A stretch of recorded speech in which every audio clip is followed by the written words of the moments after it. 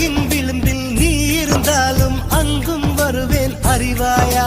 உயிரை திருகி கையில் தந்தால் ஊக்கி என்று சொல்வாயா ஆமாம் என்று சொல்லிவிட்டால் ஆண்டுகள் 100 உயிர் தரிப்பேன் இல்லை என்று சொல்லிவிட்டால் சொல்லின் முடிவில் உயிர் துறப்பேன் நான் இன்னொரு கருவில் பிறந்து வந்தேனும் மீண்டும் காதலிப்பேன்